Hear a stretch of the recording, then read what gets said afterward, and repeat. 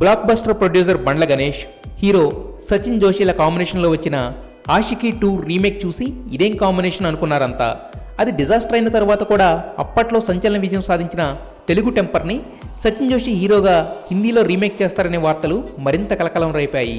అయితే సచిన్ జోషి గురించి బండ్ల గణేష్ చేసిన వ్యాఖ్యలతో వాళ్ళిద్దరికీ ఫైనాన్షియల్గా బాగా తేడా వచ్చిందని, సచిన్ జోషి డబ్బులు వసూలు చేయడానికి వేరే దారులు కూడా వాడారనే ఆరోపణలు సంచలనంగా మారాయి. అయితే అదే టైంలో బండ్ల గణేష్ అమ్మాయిల బ్రోకర్ అనే పదం హైలైట్ అయ్యి దానిపై రకరకాల చర్చలు నడిచాయి. ఈ ఇష్యూపై హీరోయిన్ మీరా చోప్రా స్పందించడం, బండ్ల గణేష్ క్యారెక్టర్ గురించి ఘాటు కామెంట్స్ చేయడం విచిత్రంగా అనిపించింది. అసలు బండ్ల గణేష్తో ఏ విధమైన డీలింగ్స్ లేని ఓ హీరోయిన్ ఎందుకు విమర్శించిందా అనుకున్నారంతా. అయితే సచిన్ జోషి బండ్ల అసోసియేషన్ బాగున్న రోజుల్లో మీరా చోప్రా సచిన్ హీరోగా ఆర్జీవీ తెరకెక్కించిన సినిమాలో నటించింది. పైగా ఆ సినిమాలో సచిన్ జోషితో వివాహేతర సంబంధం పెట్టుకున్న అమ్మాయిగా సూపర్ హాట్గా నటించింది.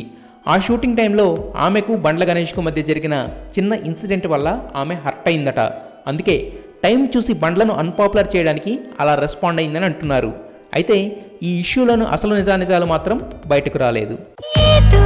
కథ మొదలవుతుంది, ఎదలో